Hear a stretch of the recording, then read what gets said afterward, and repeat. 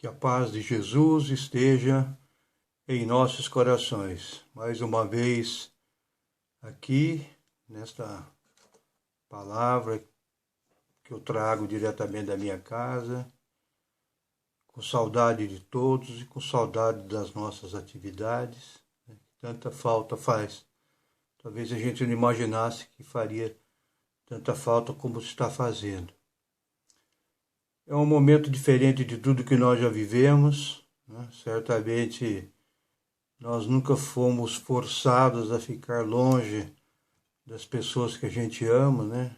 Por força de circunstâncias, né? Então, nessa fase em que nós estamos, nesse momento crucial que nós estamos vivendo atualmente, chegam à nossa mente uma série de perguntas, uma série de questionamentos para os quais nós não temos resposta. Afinal, quem nós somos? De onde nós viemos? Para onde nós estamos indo? E o universo? Por que o universo é tão vasto assim, esse verdadeiro tapete de estrelas que cobre as nossas noites? Qual o início desse universo? E o seu fim?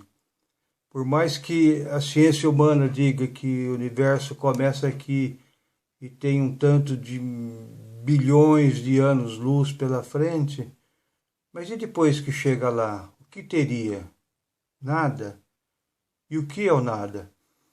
Então a gente percebe que são respostas que ainda estão além da nossa capacidade de responder e sequer avaliar. A gente não consegue nem mesmo imaginar essa vastidão do universo a qual me referi. É uma coisa que está acima, né, da nossa capacidade de compreensão. Então dizer quem nós somos, para onde nós viemos, é tarefa bastante difícil, né? Se não dizer até impossível, né? A religião de cada um, né? E respeito todas elas, vem trazer o seu amparo, trazer um pouco de luz nessa escuridão para esses questionamentos inquietantes para nós, né? Se nos fosse possível levantar o véu, né, que cobre a morte, enxergar o que tem além da vida, né, depois da nossa partida desse mundo, nós compreenderíamos muita coisa, né, que a gente não compreende ainda. Na realidade, nós estamos caminhando sem saber aonde começamos essa caminhada, sem saber aonde nós pretendemos chegar com essa caminhada e, sobretudo, né, e principalmente, por que nós estamos caminhando, né? Então, quando você caminha sem saber para onde você vai, sem saber por que você está caminhando, você facilmente para diante do primeiro obstáculo. O primeiro obstáculo que vem, você já para e já se questiona, porque você não tem uma opinião formada daquilo que você está fazendo e por que você está fazendo. Então, nesse momento você para e muitas vezes, e muitas pessoas, né, eles tendem ao materialismo, né? Eles se focam, começam a focalizar no materialismo. Então, quando você caminha sem saber, você perde o foco, né? Você perde aquele objetivo. Afinal, você não sabe nem para onde você está indo. Você não sabe por que você está indo, né? Então, fica difícil a nossa caminhada em razão disso. Então, a gente precisa, muito mais do que acreditar, a gente precisa saber que nós estamos cumprindo uma trajetória evolutiva. Eu diria para vocês que nenhum de nós está aqui na Terra vivendo uma história de salvação, né? Salvação do quê? Salvação por quê? Salvação de quem, né?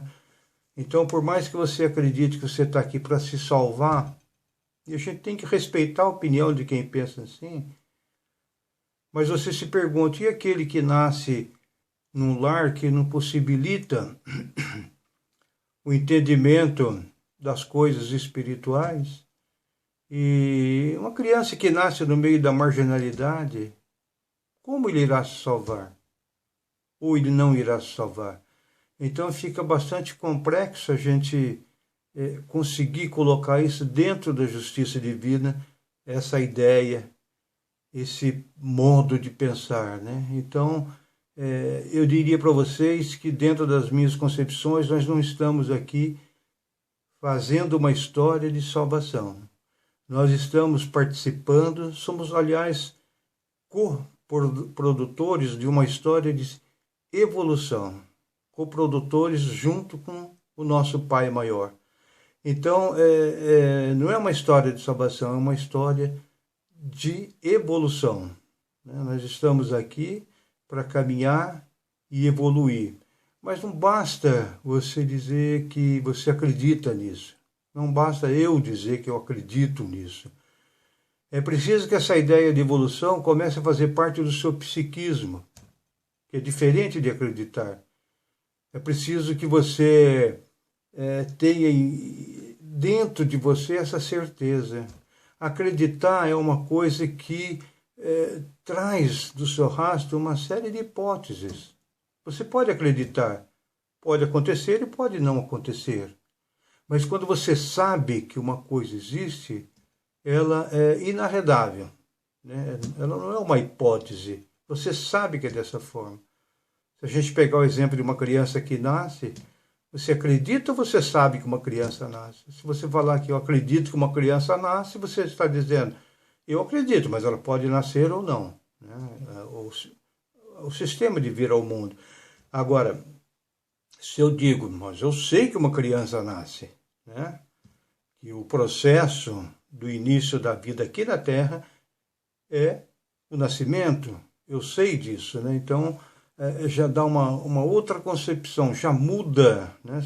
Não sei se você percebe isso, já muda a sua forma de ver o mundo e de ver as coisas do mundo, amplia, né?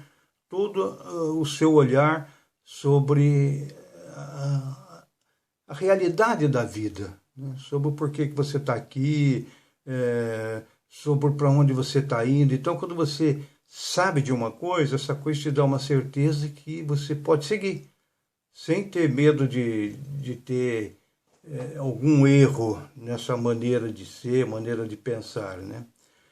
Para a gente falar um pouquinho da evolução do homem, nós podemos voltar um pouco no tempo, aliás, voltar no tempo, não voltar lá para os primórdios da vida aqui na Terra, quando a Terra foi, né, na época, foi o berço das primeiras encarnações, na Revista Espírita, de 1862, olha quanto tempo já, 1862. Tem um artigo lá que chama Origem da Linguagem. É um artigo muito interessante, se vocês puderem ler na internet, tem. Vocês colocam lá a Revista Espírita, a Origem da Linguagem. É muito interessante, porque ele fala como que surgem os diversos idiomas, por que alguns termos acabam ficando comum entre um idioma e outro. Bom, mas o nosso foco não é a linguagem. Então, nesse artigo, ele traça um retrato do homem na fase bárbara ainda, que é aquela fase bem primária. O homem, na época, tinha o corpo coberto de pelos, né? Os lábios grossos, né?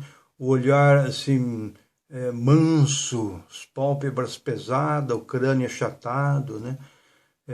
Era uma alma morna, né? Se debatendo dentro de um corpo ainda muito limitado, né? A inteligência presa numa caixa craniana muito limitada, né? Então, o homem daquela época, ele vivia no reino da mais absoluta antropofagia, se repastava da carne dos seus semelhantes, né? Não tinha nenhuma ideia religiosa, não tinha ainda nenhuma organização em sociedade, né?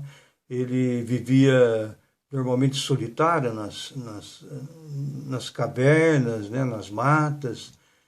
E com o tempo, esse homem ele foi percebendo que ele estava vulnerável às grandes feras, né? Que eram os leões, os tigres, que apenas com as garras afiadas lhe trucidavam.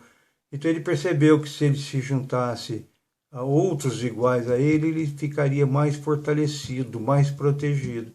Então foi só por isso que ele começou a se juntar a outras pessoas iguais a ele, e foi aí que ele realizou o primeiro avanço no aspecto social, na sua história de criação da sociedade. Foi quando ele se junta, quando ele se organiza para não ser atacado. Então foi a partir daí, caminhando lentamente através do tempo, que esse germe, essa semente de sociedade foi se desenvolvendo até desaguar nos dias de hoje, em que nós temos os nossos núcleos de família, do trabalho, os amigos, a vida em sociedade que nós conhecemos, né? Mas tudo começou a partir dessa necessidade dele se juntar ao seu semelhante. E a gente não diria nesse ser assim tão tarracado, tão grosseiro, que ele viesse a ser o homem moderno que ele é hoje, né? Como que o homem daquela época, e a gente não está falando sobre hipóteses, a própria ciência já descobriu, né, através de descobertas arqueológicas, que o homem era dessa forma, como foi descrito. De fato, ele era dessa forma. Agora, por que ele sendo dessa forma, ele não manteve até hoje a mesma compreensão física? Por que ele foi mudando ao longo do tempo? Por que nós fomos, entre aspas, melhorando ao longo do tempo, nos refinando ao longo do tempo? Então, na realidade, a evolução é do espírito, né? A evolução é do espírito, não é do corpo. Mas acontece que o espírito evoluindo, o corpo que lhe serve de instrumento, né, de relação com o mundo exterior, esse corpo ele tem que ir se adaptando para que ele seja efetivamente um instrumento que o corpo necessita, né? Então, o espírito mais evoluído necessita de um corpo que lhe permita potencializar mais a sua essência. Na verdade, todos nós estamos presos, encerrados dentro de um corpo físico. E os nossos sentidos, a audição, a nossa visão, a nossa fala e todos os sentidos, enfim, são as janelas dessa cela em que nós estamos presos, e através dessas janelas, que são os nossos sentidos, nós nos relacionamos com as outras pessoas e com o mundo. Então, na medida em que nosso espírito foi evoluindo lentamente no escoadouro dos bilhões de anos, esse corpo também foi se adaptando. E hoje em dia, se você prestar bem atenção, as crianças que estão chegando hoje em dia são crianças que nos surpreendem pelo seu nível evolutivo. Crianças muito mais perspicazes, né? Crianças de um lado psíquico muito grande, às vezes demonstrando um sentimento muito grande, e ao mesmo tempo a gente nota que o nosso corpo continua mudando. É lógico que nós não vamos ver isso, porque é uma mudança lenta a qual nós vamos nos adaptando. Mas você vê, as crianças de hoje são maiores, são mais altas do que nós, são os pés maiores, então o espírito continua evoluindo e o seu corpo tem que ir acompanhando essa evolução para que esse espírito tenha à sua disposição um corpo físico que lhe permita a vida em sociedade, não apenas viver, mas sobretudo conviver, porque através da convivência é que nós vamos evoluindo, né? Não basta a gente viver. Viver é fácil, né? Você vive sozinho, sem problema nenhum, né? Lógico que você necessita das pessoas, somos seres gregários, somos seres que fomos criados para viver em sociedade, mas na realidade o que faz a nossa convivência o que faz a nossa evolução é a convivência, é você, dentro da sua casa, você está com pessoas que pensam diferentes de você, pessoas que você tem que respeitar a opinião, tem que ter a sua opinião respeitada, né? Pessoas que não estão ao seu lado agora apenas por uma questão de sorte, né? São pessoas com as quais você já vem construindo uma história evolutiva ao longo de muitos anos, né? Então, hoje você vê dentro da família algumas afinidades e outras adversidades que não têm fundo nessa vida que pudesse ter uma explicação plausível. Você vai buscar a razão disso em vidas anteriores a isso, né? Eu diria para vocês que eu gosto muito dessa forma de ver as encarnações, que o espírito vive apenas uma única vida, mas essa vida é seccionada, ela é dividida em diversas encarnações. E eu digo uma única vida porque essas encarnações elas vão se entrelaçando, né? Elas não estão soltas no espaço. Uma influi na outra, a outra influi na seguinte, de tal forma que aquilo que eu estou passando muitas vezes aqui, algumas das coisas que eu não encontro causas aqui nessa vida, eu posso certamente buscar uma vida anterior que uma causa tem. Da mesma forma como as minhas ações de hoje vão interferir de maneira decisiva naquilo que eu vou encontrar no futuro. Seja aqui na Terra, seja em outro lugar, essa equação permanece a mesma. Eu faço hoje e vou encontrar um resultado disso amanhã. É como se aprende dentro do Espiritismo, a semeadura é livre, mas a colheita é obrigatória, e de fato é obrigatória mesmo. Apenas para finalizar, você tem todo o direito de achar que isso que eu estou falando é fruto de uma fantasia, se não minha, talvez de autores, né? Você pode falar, mas eu não acredito nisso. É um direito inalienável você ter a sua visão própria de vida, né? Eu diria que se você acreditar ou não acreditar, você não muda o curso das coisas, né? Se eventualmente isso que eu estou falando for dessa forma, ou seja, se nós estamos seguindo uma régua evolutiva, você crendo ou não, você vai continuar seguindo essa regra evolutiva. Se não for também, o que fosse te acontecer, vai acontecer da mesma maneira. Eu só digo que eu acho que esse é um momento em que você não pode viver por viver. Você tem que se perguntar, você tem que se questionar, você tem que perguntar a si mesmo, né? Da onde eu vim, o que eu sou. Muitas vezes todos nós em comum, isso reconhece dentro de você algumas forças, algum potencial, ou algumas limitações, né? Ou algumas deficiências, não diria de caráter, mas de moralidade, que você não encontra muita justificativa, né? Por que eu sou dessa forma? Por que eu sou diferente daquele outro que convive comigo? Então, cada um está construindo a sua história, né? E essa história é uma história de evolução. Nós caminhamos exatamente para o mesmo objetivo, que é realmente os pontos mais elevados dessa escala evolutiva.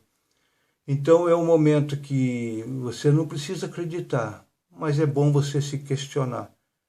Por que eu estou aqui? Por que eu estou com essas pessoas? Por que eu me dou com umas? Por que eu não me dou com as outras? Então é um instante em que você pode se autoanalisar, né? Ver como que você é, para onde você está indo, né? Pesar suas ações. Será que as minhas ações vão interferir naquilo que eu vou encontrar? Procurar pelo menos pensar nisso, né? E sobretudo, de maneira fundamental, você ter em mente que você nunca esteve, você nunca estará sozinho, porque Deus sempre vai estar do seu lado, né? Quando eu digo Deus estará do seu lado, aquela força criadora, ela te protege e te conduz nesse caminho, mesmo que você não saiba para onde você está indo, ela te conduz nesse caminho. Eu vou encerrar só lembrando, Rossandro Klinger é um palestrante magnífico, um psicólogo de primeira linha, uma pessoa por quem eu tenho uma grande admiração, e até resumindo bem, ele fala de um momento que ele passou na vida dele, que ele fala que foi o deserto pelo que ele atravessou, e todos nós atravessamos o nosso deserto, aquele instante em que você realmente está perdido, né? Você não sabe se caminha para frente, se fica ali parado, né? Então é um momento delicado sob o ponto de vista psíquico para qualquer pessoa, né?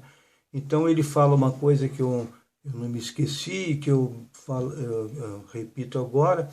Ele diz que ele estava num lugar e que ninguém foi com ele para esse lugar, né? Ou seja, é aquele momento em que você está com uma dificuldade tão grande que você se sente sozinho, você sente que ninguém está com você naquele momento, você se sente abandonado para atravessar aquele deserto da vida. E ele fala, nem Deus me acompanhou, porque Deus já estava lá. Então eu achei muito bonita essa colocação dele dizer que Deus não o acompanhou, porque Deus já esperava por ele lá. Então é assim que acontece com a nossa vida, né? Nós passamos por inúmeras dificuldades, às vezes por momentos que são cruciantes da nossa vida, problemas que a gente acha que não vai conseguir encontrar solução, mas se a gente analisar, você chegou até aqui da sua vida, não sei quantos anos você pode ter, 30, 40, 70, se você chegou até aqui, foi porque Deus te trouxe até aqui. Ele não deixou você sucumbir. Então, para ele te levar até o final da sua vida, certamente, e você não vai precisar que ele te acompanhe, porque ele já está lá te esperando, né? Ele nunca vai te faltar. Então, eu deixo um grande abraço a todos, né? Um convite aqui. Reflitam sobre essas palavras, uma necessidade de vocês acreditarem de maneira tácita nelas, né? De maneira irrenunciável nelas. Né? Cada um tem total liberdade para pensar naquilo que quer para a sua vida, naquilo que está fazendo para si mesmo, né? Mas, acima de tudo, tanto eu pensando dessa forma, como aqueles que eventualmente não pensam dessa forma, todos nós temos um traço em comum. E esse traço atende pelo nome de Deus. Um grande abraço a todos e Deus abençoe a todos.